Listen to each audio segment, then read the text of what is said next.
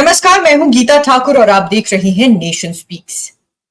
साल 2024 वो साल यानी जब आम चुनाव होने वाले हैं। आम चुनावों को लेकर विपक्षी महागठबंधन इंडिया का गठन किया गया है, लेकिन ये विपक्षी महागठबंधन यानी कि इंडिया अभी तक सीट बंटवारे के फेर में उलझा हुआ नजर आ रहा है।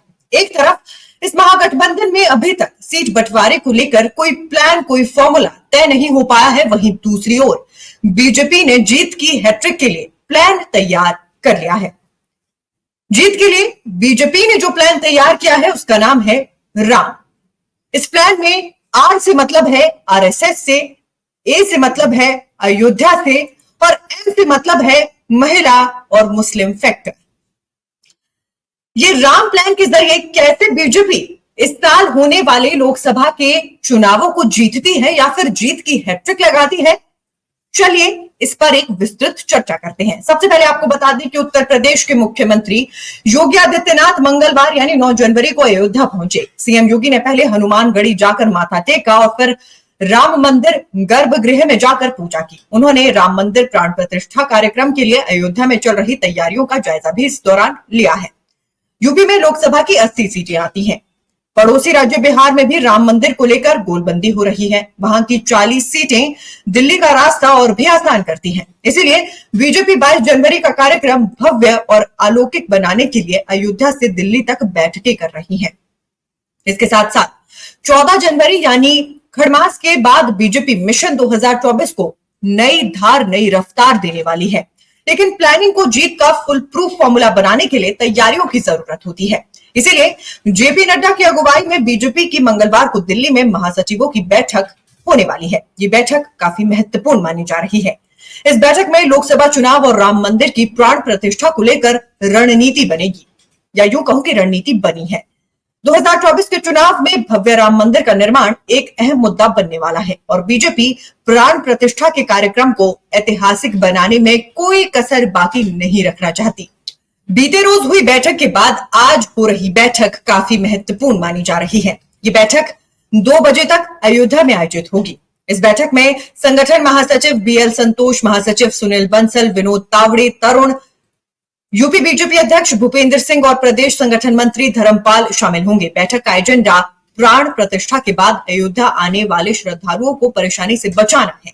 इसके लिए बीजेपी स्थानीय और प्रदेश स्तर के नेताओं की ड्यूटी लगाएगी। हालांकि कल जब सीएम योगी आदित्यनाथ पहुंचे अयोध्या तो इसके बाद उन्होंने पत्रकारों से बातचीत में यह भी कहा था कि पहले जब श्रद्धालु अयोध्या आते थे तो रास्ते में उन्हें दिक्कतें और परेशानियों का सामना करना पड़ता था। उनके ठहरने के लिए भी कोई खास बड़ी सुविधा नहीं हो पाती थी। लेकिन अब श्रद्धालु आसानी से अयोध्या तक पहुंच पाएंगे और आसानी से वहां पर ठहर भी सकेंगे। इसके साथ साथ प्राण प्रतिष्ठा कार्यक्रम को विश्व पर प्रसिद्ध बनाने के लिए बीजेपी को राष्ट्रीय स्वयंसेवक संघ का भी भरपूर साथ मिल रहा है। संघ ने 24 मार्च तक करीब 2.5 करोड़ श्रद्धालुओं को अयोध्या दर्शन करवाने का प्लान बनाया है और हर 100 श्रद्धालुओं में संघ का एक स्वयंसेवक व्यवस्था देखने के लिए अपॉइंट किया जाएगा। टेंट सिटी में भोजन के लिए भी जबरदस्त व्यवस्था की गई है। इसके अलावा अयोध्या के हर घर में लिफाफा भेजने की तैयारी है, जिसमें लोग अपने घर की रोटियां श्रद्धालुओं के लिए दान कर सकेंगे और इसे एक अच्छी पहल के तौर पर देखा जा रहा है। अभी तक आपको यह लगा होगा कि बीजेपी सिर्फ हिंदू वोट पर नजर रख रही है क्योंकि अयोध्या के इस कार्यक्रम को भव्य बनाने की कोशिश की जा रही है, लेकिन ऐसा बिल्कुल भी नहीं है। बीजेपी की नजर मुस्लिम वोट बैंक पर भी है, उसके लिए अलग से काम चल रहा है। देश के सबसे बड़े सूबे यूपी में शुक्रिया मोदी भाईजान कार्यक्रम भी 15 जनवरी को होने वाला है।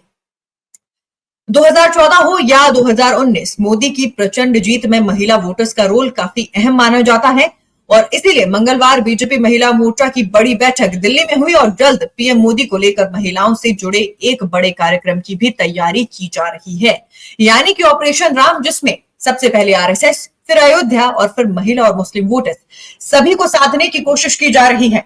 सबसे पहले जिस तरीके से मैंने बताया कि अयोध्या के इस मुद्दे को, यानी अयोध्या में जिस तरीके से स्थिति देखने को मिल रही है, उस तरीके से बीजेपी के इस पूरे प्लान में राम नाम बहुत महत्वपूर्ण हो जाता है क्योंकि सबसे पहले अयोध्या का मुद्दा भुनाने की पूरी कोशिश की जा रही है। प्राण प्रतिष्ठा के लिए तमाम तरह की बैठकें हो रही हैं। ये बैठकें बिहार, यूपी, के साथ साथ दिल्ली तक पहुंच रही हैं। दिल्ली की 40 सीटें भी जीतनी है और इसके लिए तैयारी की जा रही है। इसके साथ साथ आरएसएस का भरपूर सहयोग है कि राम मंदिर के प्राण प्रतिष्ठा कार्यक्रम में आने वाले श्रद्धालुओं को किसी तरीके की कोई परेशानी ना हो, जिससे आसानी से वोट बैंक को साधा जा सके। इसके साथ साथ मुस्लिम और महिला वोटर्स की बात, दोनों को साधने के अलग अलग प्रयास है, अलग अलग कार्यक्रम दोनों के लिए ही की जा रहे हैं। क्योंकि जिस तरीके से मैंने बताया कि चाहे आप 2014 की बात करें, 2019 की बात करें, महिला वोटर्स और मुस्लिम वोटर्स दोनों ही प्रधानमंत्री नरेंद्र मोदी की जीत के लिए महत्वपूर्ण फैक्टर है। तो चारों ओर से जो है तैयारी शुरू कर दी गई है। देखना यह है कि बीजेपी का प्लान राम कितनी दूर तक जा पाता है। इसके साथ साथ विपक्षी गठबंधन की बात करें तो अभी तक कोई खास जानकारी सीट बंटवारे को लेकर देखने को नहीं मिली है। अभी तक आपसी नाराजगी को साधने में ही विपक्षी गठबंधन जुड़ा हुआ है। अब देखना यह है कि आपसी गठबंधन में जो है ये आपसी लड़ाई कितनी दूर तक जाती है। इसी तरीके के तमाम अपडेट्स और तमाम जानकारियां लेकर हम हाजिर होते रहेंगे। आप नेशन स्पीक्स के फेसबुक पेज और यूट्यूब चैनल को लाइक, सब्सक्राइब और शेयर करना ना भूलें। साथ ही अपनी प्रतिक्रियाएं कमेंट बॉक्स पे हमें देते रहें।